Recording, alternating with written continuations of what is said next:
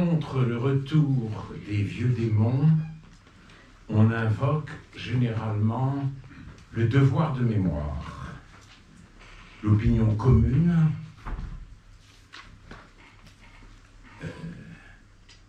oppose la mémoire nécessaire et salutaire de l'extermination à l'oubli sacrilège et dangereux. On dit plus jamais ça pour que ça ne se reproduise pas. Je crois que les choses ne sont pas si simples. Depuis quelque temps, on voit la mémoire de la Shoah se retourner contre les Juifs. On invoque le devoir de mémoire pour mieux criminaliser les Juifs. Ce processus de retournement a commencé en 1967, juste après la guerre des 6 jours. En juin 1967, j'étais élève en Hippocane au lycée Henri IV. Dans les jours qui ont précédé la guerre, tout le monde ne parlait que de cela, tout le monde s'inquiétait. Notre professeur d'histoire a dit un jour, « Aujourd'hui, je ne fais pas cours, vous êtes bouleversés, parlons de ce qui se passe. » Je suis beaucoup intervenu et tous les autres élèves, quelle que soit leur origine, quelle que soit leur histoire personnelle, étaient sur la même longueur d'onde. Nous partagions la même inquiétude. Je n'ai plus jamais retrouvé cette unanimité. Dès le lendemain de la guerre, les Juifs ont commencé d'être délogés de leur piédestal victimaire. Israël, avant cette guerre, était perçu comme une nation de survivants.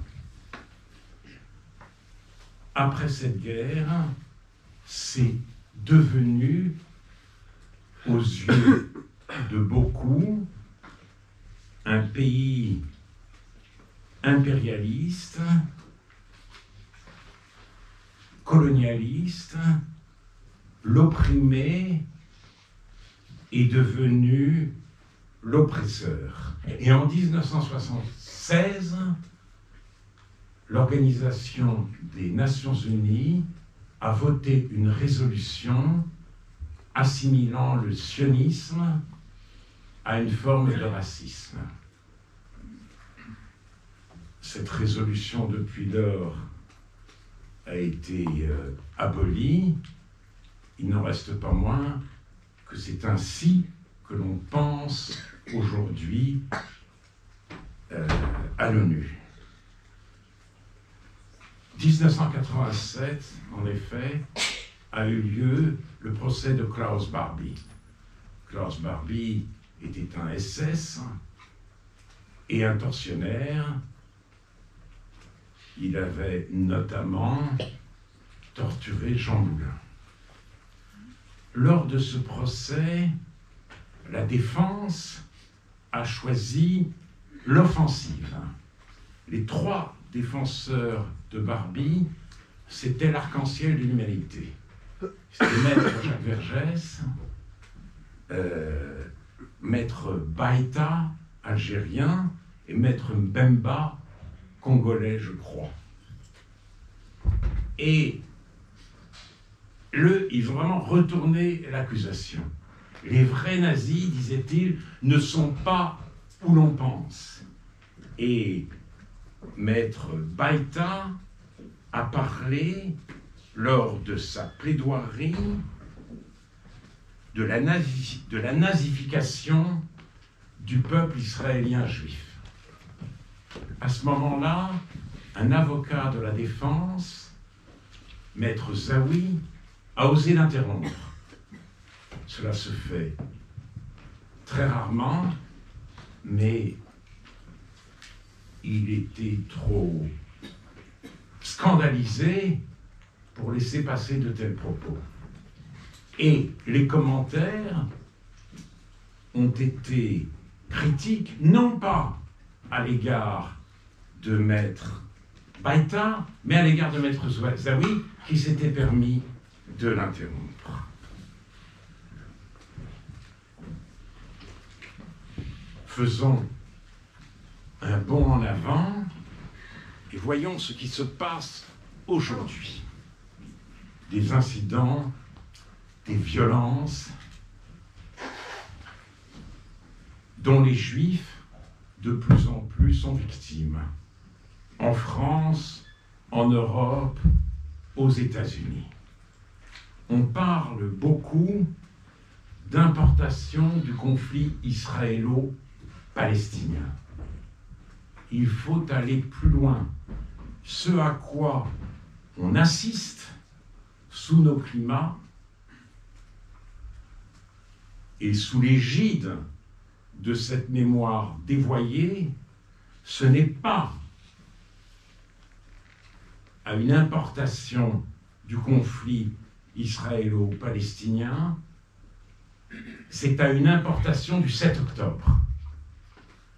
Le 7 octobre, vous le savez tous, 7 octobre 2023, a eu lieu en Israël un pogrom d'une violence inouïe.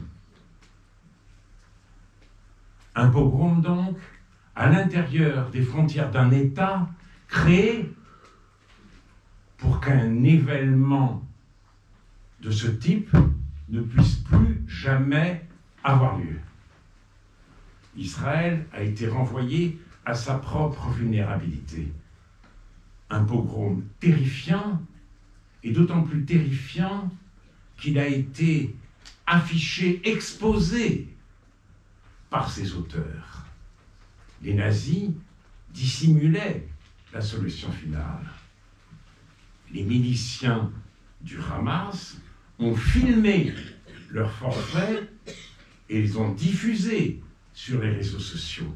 Il y a eu un adolescent qui a téléphoné à ses parents, « Papa, maman, soyez fiers de moi, j'ai tué 10 juifs, regardez sur WhatsApp. » J'ai tué 10 juifs, regardez sur WhatsApp. Extase de l'horreur, exposition de l'horreur. J'ai cru naïvement que le 7 octobre allait susciter la réprobation générale et même un sentiment unanime. Un supporter du Maccabi Tel Aviv, et c'est vrai, avait scandé dans le métro d'Amsterdam des slogans anti-arabes. Mais ce lynchage a été préparé très en amont de la soirée où se déroulait le match, et des chauffeurs de taxi indiquaient aux lyncheurs les lieux où ils avaient déposé les Israéliens, et il leur indiquait aussi les déplacements de la police. Tout ça donc était préparé. On a spontanément, mémoire oblige, évoqué la nuit de cristal. La nuit de cristal, ce grand pogrom qui a eu lieu en Allemagne en 1938. Cette référence était sans doute inévitable, mais trompeuse, car la nuit de cristal a été organisée par le régime nazi. Là, les autorités ont été prises de court et elles ont exprimé tout de suite leur indignation aussi bien la maire d'Amsterdam que le Premier ministre néerlandais. L'antisémitisme qui se déploie aujourd'hui en Europe et qui a même, depuis le 7 octobre, qui s'est même amplifié avec le 7 octobre, les actes antisémites ont augmenté, ont explosé dès le 8 octobre. Cet antisémitisme se déroule en Europe, mais il est extérieur à l'Europe. Il vient d'ailleurs. Il vient dans les valises de l'immigration massive. Non pas, bien sûr, que tous les immigrés soient antisémites, mais l'antisémitisme fleurit, prospère parmi eux. Et en outre, il n'est pas relayé, cet antisémitisme, par une droite nationaliste et raciste qui se réveillerait à cette occasion, au cri de la France aux Français. Rien de raciste, rien de maurassien dans ce qui se passe. C'est la gauche radicale qui accueille cette haine et qui dénonce à l'envi le génocide auquel les Israéliens se livreraient à Gaza. Une députée de la France Insoumise a posté le message suivant: ces gens-là n'ont pas été lynchés parce qu'ils étaient juifs, mais parce qu'ils étaient racistes et qu'ils soutiennent un génocide. Ces gens-là, les gens les Israéliens lynchés à Amsterdam. Pour la première fois, on célèbre un pogrom au nom de l'antiracisme et adossé au devoir de mémoire.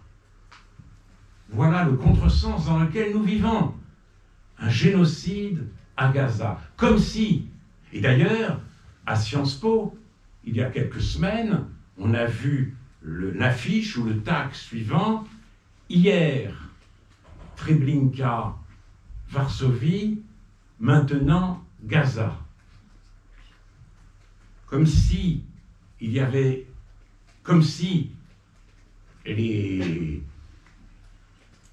Juifs de Treblinka, d'Auschwitz ou de Varsovie détenaient des otages, comme si on leur avait laissé le choix de déposer les armes, comme si à Varsovie on avait assisté à une campagne de vaccination sous l'égide de la Wehrmacht. Mais non, il faut absolument il ne suffit pas que cette guerre soit disproportionnée, il faut qu'elle soit un génocide. Les Juifs ont à répondre aujourd'hui du crime qu'ils ont, dont ils recueillent et dont ils s'efforcent de transmettre la mémoire. En outre,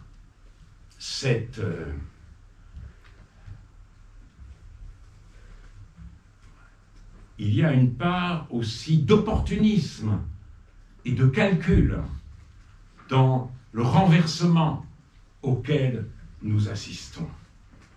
Il s'agit, pour la gauche radicale française, d'engranger les suffrages de ce qu'on appelle les quartiers populaires, depuis que ces territoires sont judenfrei, et depuis que l'ancien peuple les a quittés. Le futur Henri IV disait « Paris vaut bien une messe ». Les prochaines échéances électorales valent bien une conversion à l'antisémitisme. Voilà ce que disent aujourd'hui Jean-Luc Mélenchon et les siens.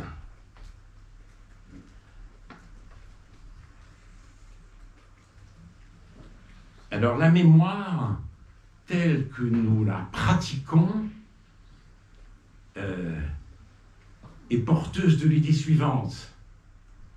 Attention à la répétition, attention à la récidive.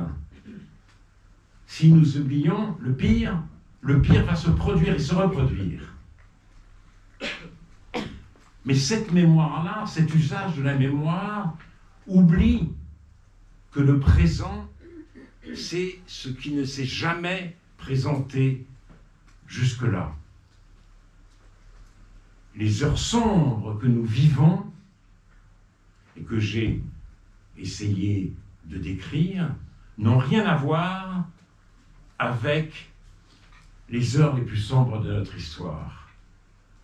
Je rappelle souvent cette phrase de Charles Péguy: se mettre en avance, se mettre en retard, quelles inexactitudes, être à l'heure, la seule exactitude. Être à l'heure. Mais voilà, là j'en arrive au passage un peu délicat de mon exposé.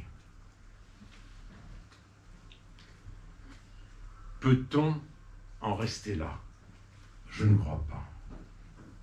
Alors disons les choses tout de suite très clairement. D'une certaine manière, je ne suis pas sioniste, puisque j'ai choisi de faire ma vie en France, puisque le français est ma langue et la France mon pays. Mais d'un autre côté, je le dis, je le répète, depuis que sionisme est devenu un label d'infamie, je suis plus que jamais sioniste. Je suis sioniste. Ce qui veut dire solidaire d'Israël, inconditionnellement solidaire d'Israël face à la menace, face aux accusations, face à la diabolisation qui se répand dans les universités, dans les stades de football et jusqu'en dans les instances de la plus haute organisation internationale. Solidaire inconditionnellement d'Israël. Mais, et c'est là que ça devient difficile, de quel Israël suis-je solidaire? Il me faut choisir. Israël, malgré la guerre sur plusieurs fronts, malgré le dénigrement grandissant, Israël est un pays divisé et même un pays déchiré, comme les manifestations hebdomadaires à Tel Aviv, à Haïfa, à Jérusalem l'attestent. Centaines de milliers de personnes. Et puis, le même jour que l'élection aux États-Unis de Donald Trump, le ministre de la Défense d'Israël a été limogé, Yoav Gallant. Il reprochait au Premier ministre de mener une guerre sans boussole, de n'avoir pas de stratégie pour le jour d'après et d'abandonner les otages. Alors voilà, il y a aujourd'hui une critique antisémite d'Israël qui se répand partout et qui est d'autant plus épouvantable qu'elle se veut adosser au devoir de mémoire, mais ce n'est pas pour cette raison qu'on peut dire que toute critique d'Israël relève de l'antisémitisme. Je ne le crois pas. Je ne le crois pas. Ce limogeage du ministre de la Défense m'a frappé au moins autant que l'élection d'un clown à la Maison Blanche, que l'accession d'un clown à la Maison Blanche. Je me suis demandé, qu'est-ce qui se passe? Je suis donc amené à combattre sans relâche, au nom d'une mémoire qui ne serait pas vaine mais vraie, la nouvelle judéophobie. Celle-ci vise Israël en particulier et les Juifs en général. Et en même temps, par amour d'Israël, je suis voué aujourd'hui également à critiquer sans relâche ce que les ministres dits sionistes religieux veulent faire de ce pays.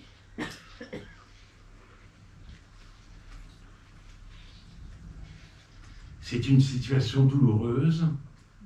Je suis écartelé.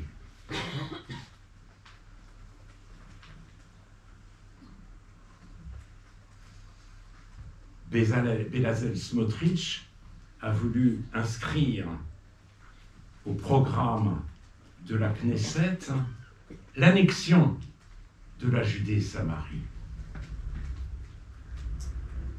Et dans un texte qu'il a écrit il y a déjà quelques années, il dit qu'il faut annexer ce territoire, que les Palestiniens pourront émigrer, que ceux qui resteront auront le statut de résidents, et aux autres, il reviendra de demander une carte d'identité israélienne et elle sera accordée au cas par cas. Dans la bande de Gaza, il s'agit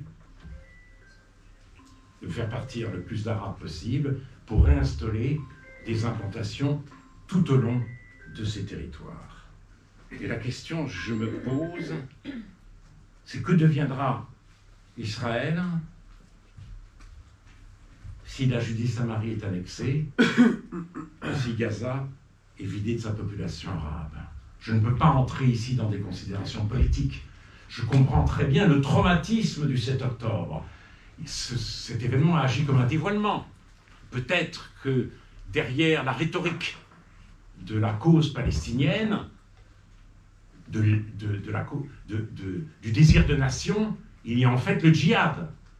Car le 7 octobre, c'était le djihad. Alors va-t-on tolérer le djihad de tous les côtés? Et le djihad à Gaza et le djihad en Cisjordanie. Bien sûr, il n'en reste pas moins que le salut pour ces deux peuples, me semble-t-il, c'est de se séparer.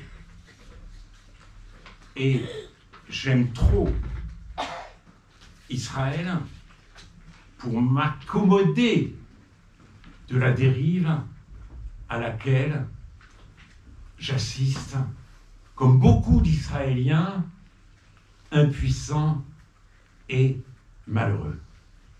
Voilà.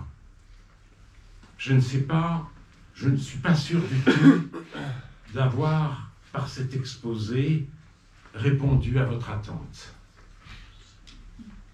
Donc, je m'excuse auprès de ceux que j'aurais déçus. Mais j'ai voulu vous dire, sans faux fuyant, j'ai voulu vous livrer, sans faux fuyant, non seulement ma réflexion sur les avatars de la mémoire, mais aussi mon engagement et mon tourment. Merci beaucoup.